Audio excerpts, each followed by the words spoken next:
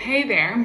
So it is a freezing cold day outside. I am indoors and I'm starting the process, hopefully, of seed starting pretty soon here. I told myself, I was like, I'm just gonna pull out a few seeds to start right now, and then this is the pile. Then I ended up grabbing.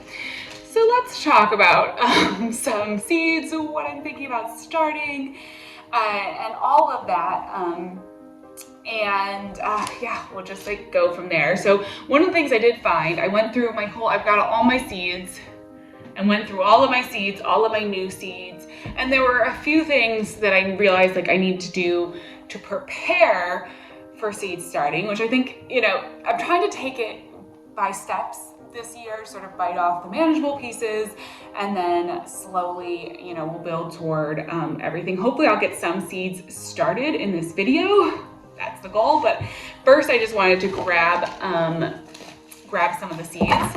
We are still moving in, so this has been a little bit crazy. Some of my grow lights got broken by the movers, and so it's just a little haphazard this year. But we're at that, when I'm filming this, it's the last week of January, so we are at, right at, I guess, time to start anything that's a 10, 12 week time for sure.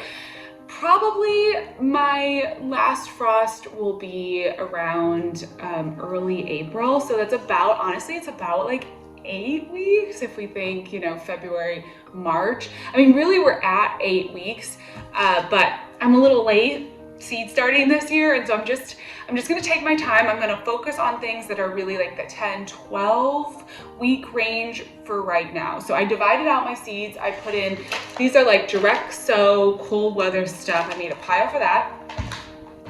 I made a pile for my like 8 week seeds. How many there are? I'm gonna have to do so much editing, but this is like my 8 week seeds that I wanna get started. I made a pile for that. Then I made a pile for direct sow, just into the garden kind of veggies, so a pile for that. I found some seeds that I still realize I want to order. One of them is this rat's tail radish. I love this. So this is a radish, technically. One of the things though is it's developed to be actually like, you don't eat the, what am I trying to say? Oh my gosh, I've been going through so many seeds this morning. You don't eat the roots of this radish. You eat the seed pods. I honestly didn't even like eating the seed pods that much. They're kind of spicy. They kind of taste kind of radishy, but radish flowers are really pretty. Like they're a really pretty, kind of meadowy, cottage garden looking flower. Like they're really gorgeous. So I figured, you know what? I should order some more of these. I gotta put that in a pile. I also ended up going through my seeds and finding my scabiosa seeds that I want to start this year. And it's really good, it's a good reminder to me that it's really good to go through your seeds and kind of look at what you have. Because when you go through and you look at all your seeds, you realize some of the things that you need to make sure you do in prepping for your seed starting. These seeds actually like to have a 2 week cold stratification period, and then they want to be started 4 to 6 weeks before your last frost. So what I'm gonna do is actually just take a Ziploc bag, and I could write probably some notes on it, but I think I'll remember, hopefully. I'm gonna put them in a Ziploc bag so they don't get any extra moisture, and I'm just gonna pop these into my refrigerator, and that will be their cold stratification period. Now, they would be a good candidate for winter sowing. I'm kind of like, if I had a better equipment set up for my winter sowing setup, I might actually just do those as winter sowing, because that would be good, but I just didn't get that going. But now we have the sort of like 8 to 10 week before last frost. Let's see. Oh, milk thistle is in the wrong pile. That's a little bit later. Peppers are notoriously slow to get going, so I am going to start my peppers now.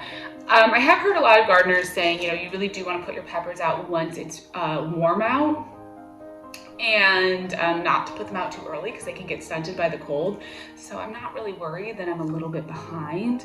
By the time I get them outside, hopefully it will be really truly warm and maybe a couple weeks past that last frost date, so that will be even better.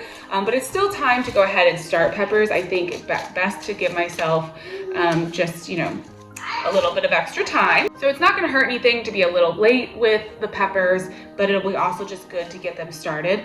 So I'm gonna do probably just like 2 of each of these varieties. I have a lot of space, like that's the garden space back there. I have a lot of room to grow things, and I'm not, you know, if I don't start enough, this is my first garden season growing in this space. I don't even know like how big of the garden I'm gonna be able to get going.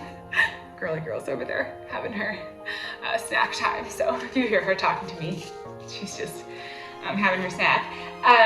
But I figure, you know, I'll start a couple. If I need to get more peppers, like if I somehow underestimate my seed starting, which would be shocking for me, I can always like grab started plants, so it's not a big deal.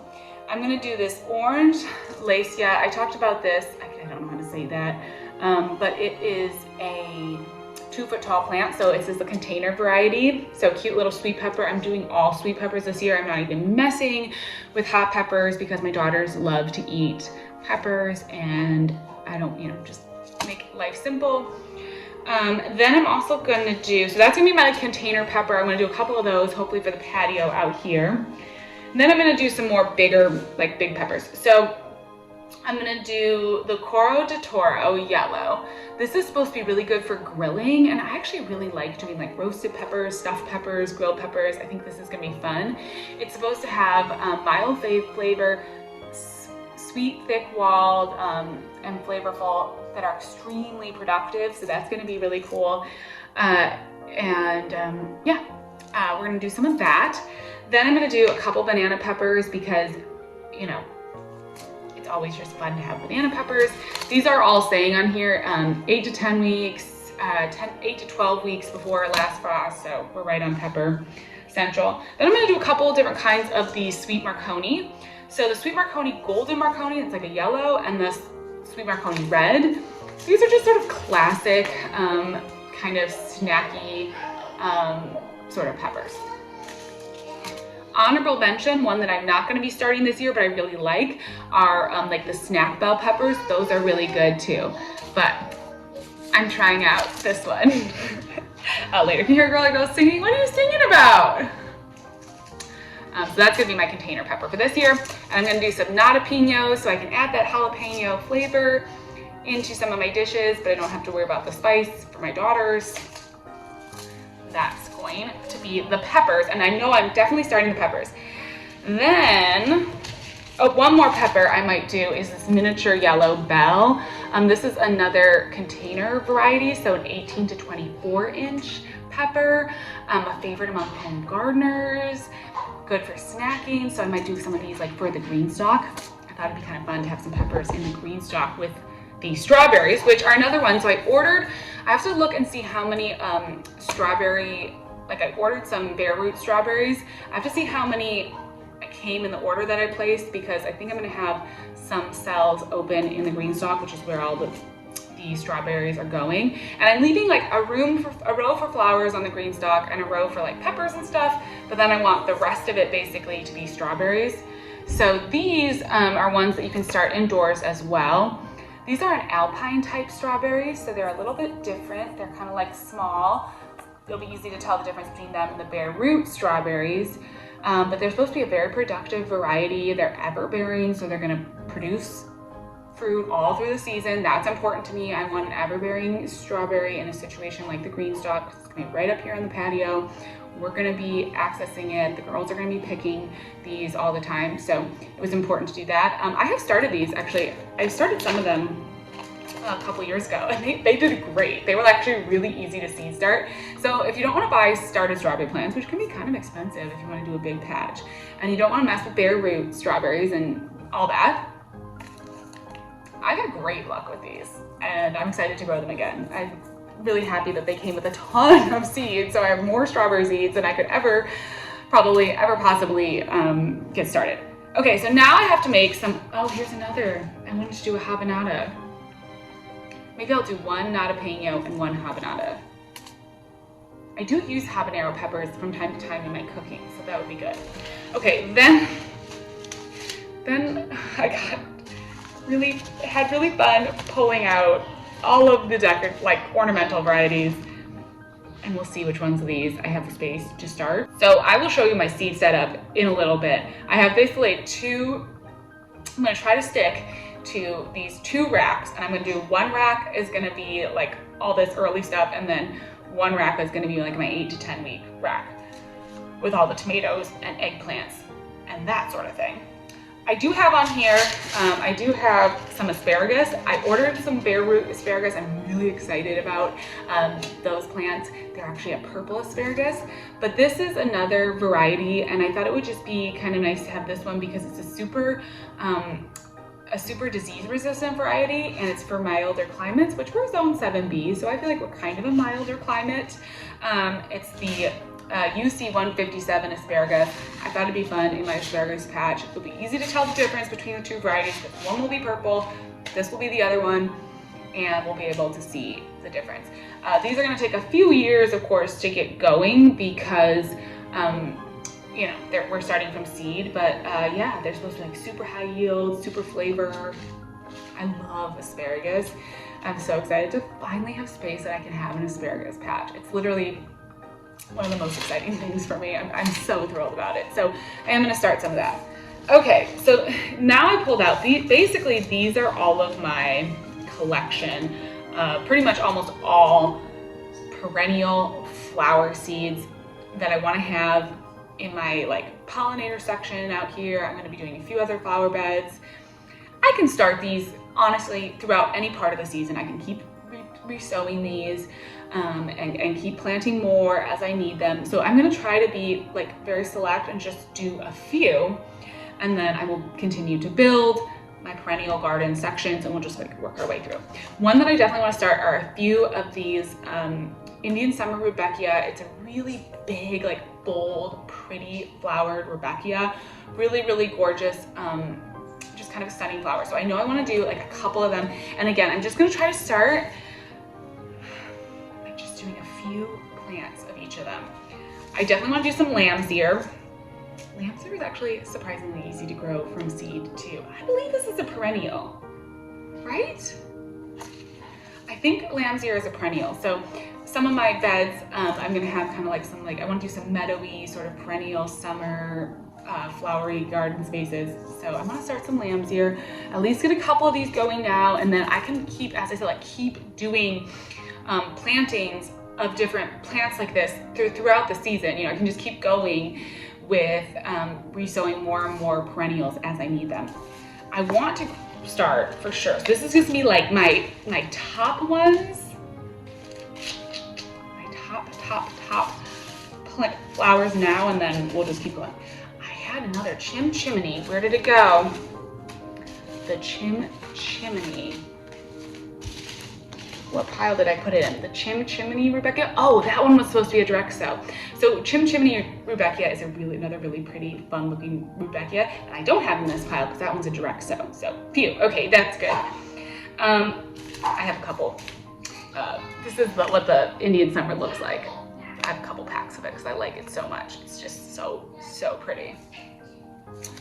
I know that I also want to start some of my foxglove seeds, and I saw in here some snapdragons. So snapdragons are going to be an annual for me, but they do take, you know, this is an 8 to 10 week. If you've got snapdragons are an 8 to 10 week before your last frost kind of plant. This is the Rembrandt, really pretty orange. I think it's going to look really pretty in my like border, my perennial pollinator border section. It's gonna be really pretty. And then I want to do some foxglove. So I have quite a few.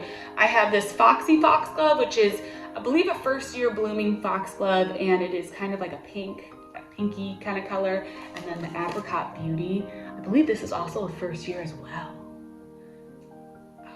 I'm not sure if it says it on here, but also just like a beautiful and that like gorgeous apricot color. You know, love the apricot flowers.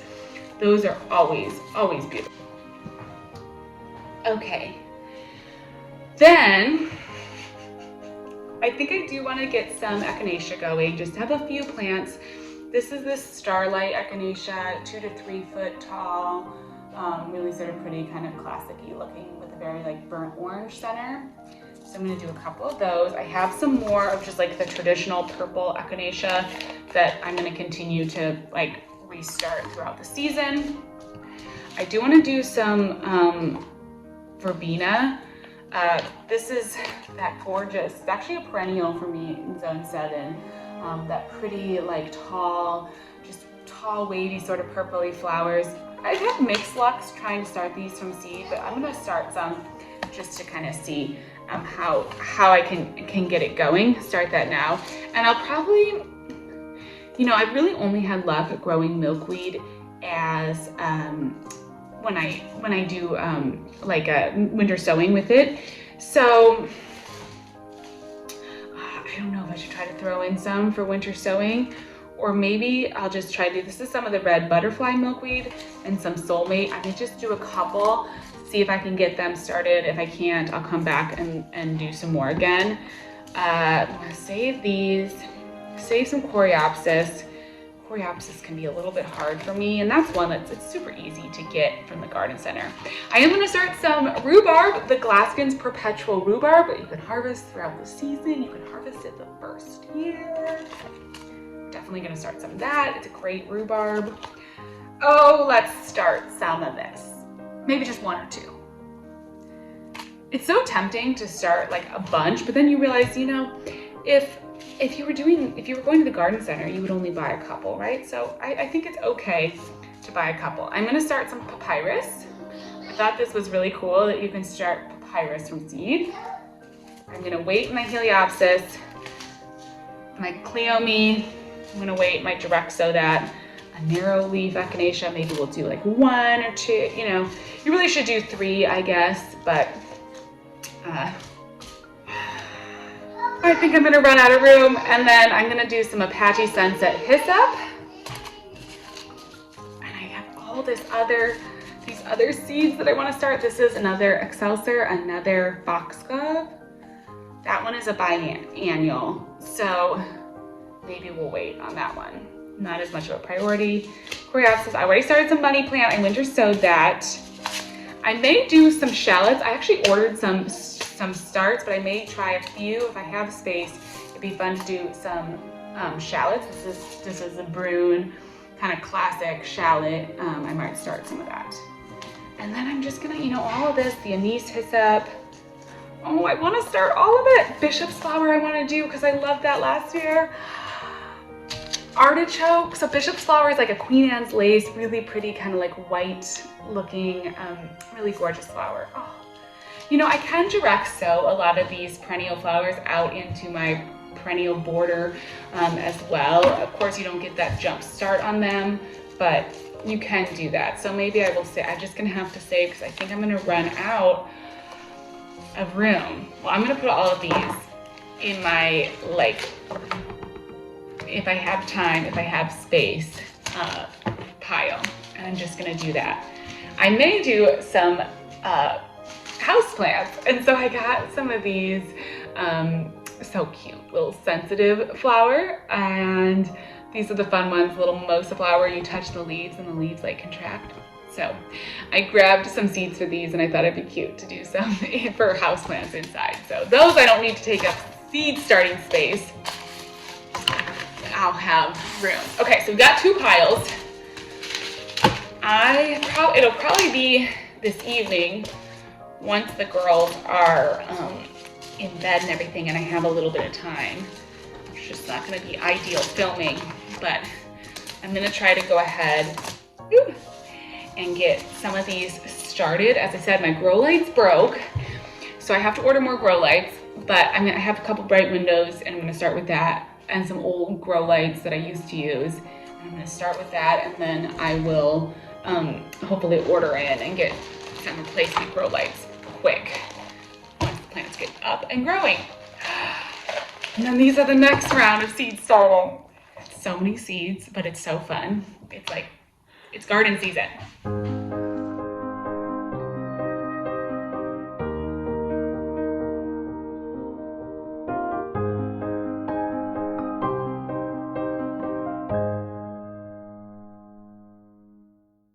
All right, well, I am here in the office, which eventually is going to be a beautiful seed starting space and a lovely office for me to work and plan and do garden things. Right now it is empty. so it's probably echoing in here, but I'm here. It's dark out, it's nighttime, not the ideal time for filming either, but I am here, I am seed starting, and with moving and 2 small kiddos, sometimes it's just a matter of getting it done. And although seed starting is one of my favorite things to do, I feel a little bit like I gotta actually make sure I just like go ahead and do this. I think I'm probably more organized than I feel, to be perfectly honest, because I know what I want to start. I've got my system, never mind the desk and everything. Hopefully this will all be getting updated. I really want to have like a beautiful seed starting space in here, and a space where I can really do garden plans and get inspired and everything. But right now it's just boxes and everything. But I've got my seeds organized. I know what I want to start. I don't know how many I want to start of each, but I just went ahead and made my life easy. I filled all my seed cells with soil for both this round of sowing and for my next round of 6 to 8 week sowing. And then I also went ahead and filled some of my smaller seed cells, these for things that I want to sow around like that 4 to 6, 8 week mark out from the last frost, that are going to be like quick transfers. And I also might sow my strawberries in these, because we're already here at the end of January. They're not going to grow big enough to outgrow these cells. So I might do a few strawberries in here as well. Not really anything special about what I'm going to do. I'm just going to check the seed packets of any of the plants that I don't know, and I will just sow them. And I may separate out, like I do want to do some snapdragons. So I might do snapdragons and the strawberries, things that I know are really tiny seedlings, in those seed cells. I don't like to use the seed cells if the plants are going to be going for like long term. But since strawberry at the beginning of April, strawberries, snapdragons, these should all be able to be hardened off and transplanted out, even if we're like right on the edge of the last frost, because they're a little hardy with some protection. They should be okay. So I'm gonna be kind of mindful of that, because the little seed cells can be too tiny, but everything else is going in cups. And these seed cups are like, that's a decent amount of soil. So that's gonna get me through. And I'm just gonna do like 1 or 2 seeds, probably 2, I guess maybe 2 or 3 seeds in each cell. Trying not to overseed it. And just follow the directions of the seed packet and do that. So wish me luck. I think I'm gonna do mostly 1 of each pepper, and then I'm just gonna plan if I feel like I want more during the garden season. Like I said earlier, I'm just gonna go by to the garden center. So, okay, I'm gonna set you up. We'll do a time lapse. We'll see if I can get this done.